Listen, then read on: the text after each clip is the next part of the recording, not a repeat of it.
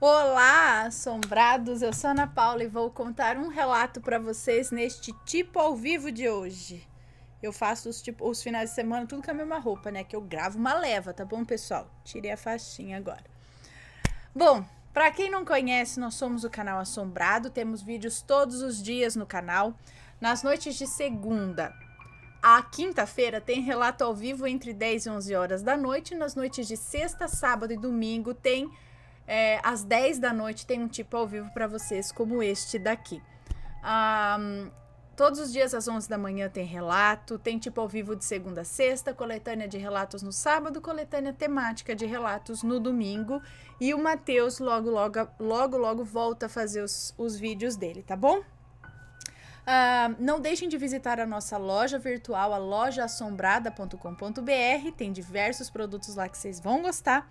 E não se esqueçam de deixar o like, tá? Ó, nova estampa que está disponível lá na loja. É a estampa do gato preto aqui, ó, em frente à lua. Muito bonita, brilha inteirinha no escuro também, certo? Vai lá, já tá disponível na loja.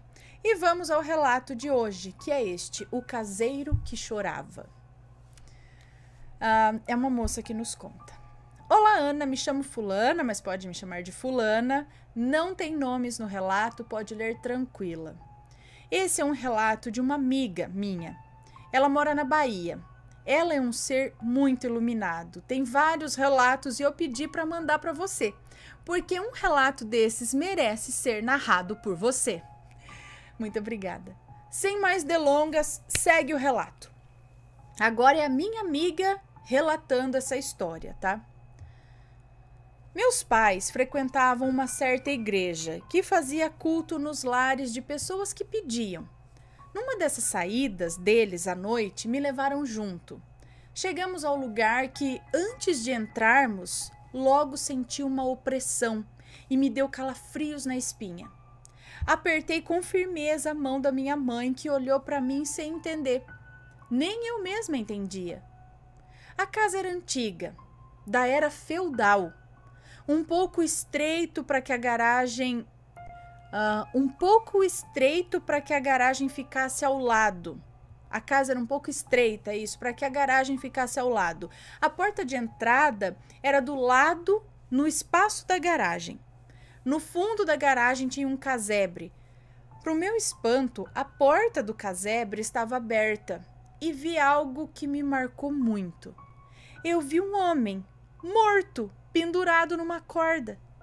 Ele estava com a boca aberta, os olhos esbugalhados. Eu tomei um susto tão grande, mas eu não conseguia parar de olhar aquilo. Nem percebi que eu havia petrificado no lugar. Ele rodava lentamente, como se tivesse feito aquilo tipo recentemente. O que me fez gritar de pavor foi quando ele, que já estava virado de lado, ele olhou para mim. Eu virei para minha mãe chorando desconsoladamente. Fizeram-me entrar, mas eu não parava de chorar. A casa não tinha uma boa iluminação. Era lâmpadas de 40 ou 60 velas. O pessoal começou a cantar músicas num livrinho chamado... O pessoal começou a cantar músicas num livrinho e aquilo foi me acalmando, ainda em soluços. Eram músicas gostosas de ouvir. Passado um tempo, eu já estava mais calma. Minha mãe já tinha me avisado que assim que chegasse em casa, ela falaria comigo. Uma futura bronca. A dona da casa teve uma oportunidade para explicar que pediu um culto ali porque há 6 meses o seu caseiro havia tirado a própria vida, pois a esposa dele o havia abandonado depois de uma briga séria entre eles. Quando amanheceu, ela foi chamá-lo, pois achou estranho que ele não tinha acordado todos da casa com um bom cheiro de café vindo de lá, e diz que depois da morte dele, todos da casa não conseguiam mais dormir, pois sempre ouviam choros de desespero durante a noite toda, por muitos dias, que até os vizinhos reclamavam. O som vinha daquele casebre.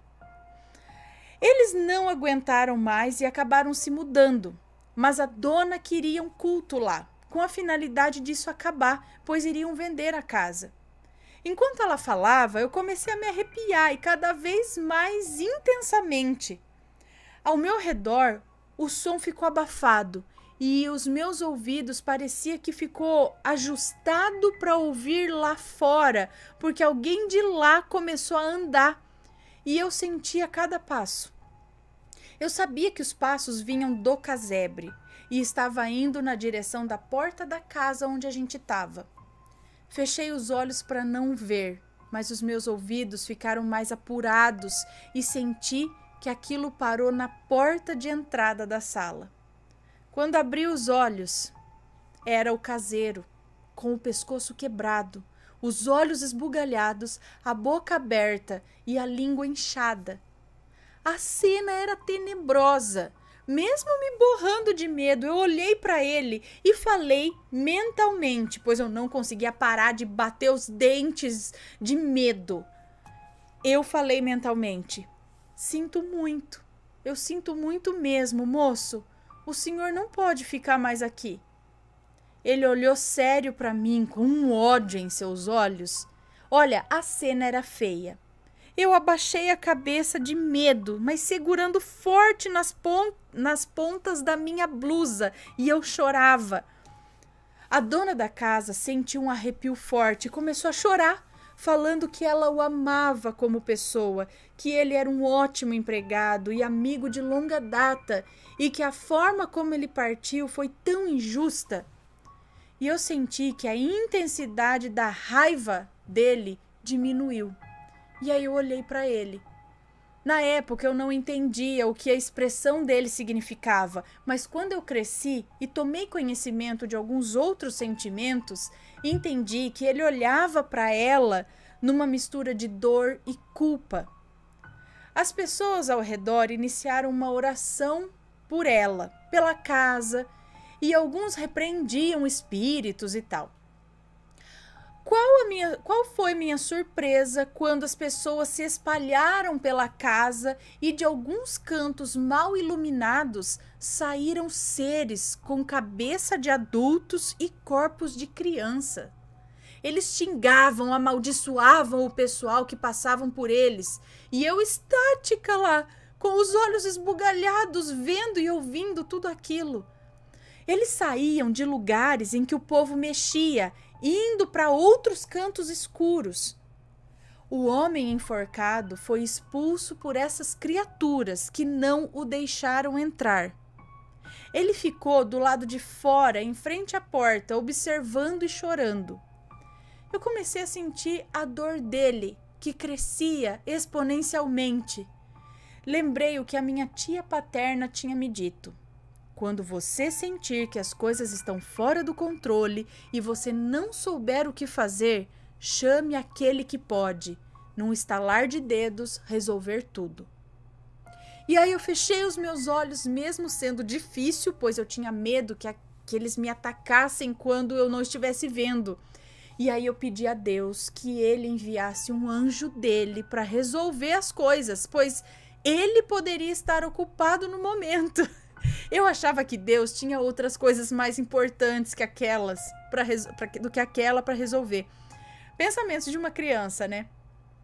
Bom, enquanto eu ainda estava pedindo, eu ouvi uma risada suave e abri os olhos. E tinha um anjo do meu lado. Eu tinha certeza. E ele estava agachado para ficar na mesma altura do que eu. Ele estava na forma humana. Usava uma roupa simples, uma camiseta social de manga longa, cor branca, com um botão aberto na frente e uma calça preta com vinco perfeito. Ele era moreno claro, cabelos escuros, de olhos claros, não era muito alto, mais ou menos 1,80 de altura. Ah, e ele não tinha asas, era bonito, um sorriso encantador. Ainda olhando para mim, ele levantou e estendeu a mão, como se esperasse que eu estendesse a minha a ele, e disse: "Vem, que eu vou te mostrar." Eu dei a mão a ele e vi que ninguém notou a presença de um estranho no recinto. Passamos no meio do pessoal da igreja sem tocá-los e andamos pela casa. Perguntei a ele o que eram esses seres que saíam das sombras e ele disse: são chamados de espíritos malignos. Eles aparecem de várias formas e esses que estão aqui são o resultado de sentimentos ruins, de muito ódio e de muitas coisas erradas. Ele estava explicando, né, para uma criança de 12 anos, então ele não entrou em muitos detalhes. Ele explicou assim: alguns espíritos, quando o viam, se desesperavam e corriam para o canto escuro mais próximo. Ele olhava seriamente para eles e quando olhava para mim, a sua expressão mudava, dando-me um sorriso acalentador, me colocando mais perto dele. Eu perguntei para onde ele estava me levando e ele disse: mostrar o que estava escondido por esses anos todos. Havia um quarto fechado e era o lugar mais escuro que tinha, e eu não via aqueles espíritos perto dali nem indo para aquele lado. Eu não estava com medo e parece que ele percebeu a minha coragem por ele estar ali e sorriu para mim. Eu entrei com ele e qual não foi o meu espanto, o meu susto em ver uma senhora de aspecto bem enrugado sentada na cama. Ela usava um vestido preto e cobria sua cabeça com um chale de renda também preta, mas dava para ver o seu rosto. Era sombrio. Ela chorava e balbuciava como se estivesse orando. O anjo pediu para eu tapar os meus ouvidos para eu não ouvir o que ela dizia e nem o que ele ia dizer. Eu larguei a mão dele e tapei. Eu só vi a cena da senhora olhando para ele e arregalando os olhos e levantando-se proferia coisas com expressões distorcidas, seus dentes eram sujos e quando ela falava saía um pouco de saliva de cor preta da boca dela. Quando atingia o chão, essa saliva parecia um ácido, pois consumia o piso. Eu olhei para o anjo, ele de ouvido tapado. Eu olhei para o anjo e ele ainda não tinha dito nada. Ele só olhava para ela seriamente. E quando ela foi em direção a ele, como se fosse atacá-lo, ele só disse algumas palavras que fez com que ela parecesse um papel queimado sendo levado pelo vento até sumir. Ele olhou para mim com gestos para eu tirar as mãos dos ouvidos e apontando para uma escrivaninha disse o seguinte: tá vendo aquele lugar? E eu afirmei com a cabeça. E ele continuou: ali está a verdade. Digam para eles virem pegar. Não toque. Esse lugar é sujo demais para você. Aí ele me deu a mão e voltamos para a sala. Eu fiquei surpresa quando me vi com as mãos juntas em oração e de cabeça baixa. Eu entendi que ele me levou em espírito. Quando eu abri os olhos, eu não vi mais o anjo, mas ainda o sentia ali. As pessoas ainda estavam orando, alguns com intensidade mais do que os outros. Não via mais os espíritos, apesar que eu sabia que eles estavam nesses lugares escuros. Fui até a moça da igreja que estava à frente daquela reunião e contei tudo em seu ouvido e falei da escrivaninha. Ela olhou para mim um pouco cética e eu disse para ela perguntar para a dona da casa. Depois disso, eu vi que alguns homens foram com elas para o quarto e ficaram algum tempo lá. Saíram desnorteados e a dona da casa parecia ter sido atropelada. Ela estava em prantos. Como eu era a única criança do lugar, me mandaram ficar do lado de fora, enquanto eles, os adultos, iriam conversar. Lembrei do caseiro. E quando fui olhar ao meu redor, eu vi que ele estava em frente ao casebre. Não estava mais com aspecto de morto, e sim com aspecto de uma pessoa viva. Ele já estava olhando para mim, sorrindo, e não mexeu a sua boca. Mas eu ouvi dentro da minha cabeça ele dizer o seguinte: obrigado. Ali mesmo ele sumiu. Fiquei esperando se algo a mais ia acontecer, mas não aconteceu. voltei para casa, tomei um sermão como de praxe e fui dormir. Dias depois, minha mãe veio me dizer que tinham encontrado o diário da mãe daquela senhora da casa e descobriu que o caseiro, quando criança, foi abusado por ela até a maioridade. Quando ela veio a falecer, ficou assombrando ele e a esposa. A esposa sabia pelo que ele tinha passado com a antiga dona, mas não suportou passar por aquilo de ser assombrada o tempo todo e o abandonou. Essa parte foi a ex-esposa do caseiro que contou. No relato lá do texto que eles encontraram. Ele começou a passar por tudo aquilo sozinho, até que não suportou mais e acabou por fazer o que fez. Isso foi a dedução da dona daquele lugar. Olha, foi triste como ele terminou com a vida, mas eu fiquei aliviada em saber que ele não sofreria mais e que a verdade foi revelada. Com certeza aquela senhora daquele quarto era a mulher que o assombrava e que abusou dele. Parecia que ela não o deixava prosseguir depois da morte, mas com a ajuda dos céus aquilo foi resolvido. Eu não fiquei muito feliz por saber que aconteceu tanta barbaridade naquele lugar e que ninguém ficou sabendo durante os anos que ele sofreu o abuso. Agora eu entendi por que tinham aqueles espíritos ali nos escuros. Não sei o que aconteceu com a casa, se conseguiram vender ou não, mas sei que o caseiro estava livre para prosseguir em sua pós-vida e que a senhora deve estar sendo punida até quanto necessário. Esse anjo que me ajudou é o anjo que me acompanha desde quando voltei à vida quando eu era bebê. Depois eu mando esse relato também. Por isso que mal terminei minha oração e ele já estava ali ouvindo e sorrindo. Pois é, gente, deixando claro que tudo que eu contei aqui foi real. Posso ter deixado escapar algum detalhe, mas eu não criei nenhuma situação. Pois é, Aninha. Foi isso. Depois eu mando mais. Beijos.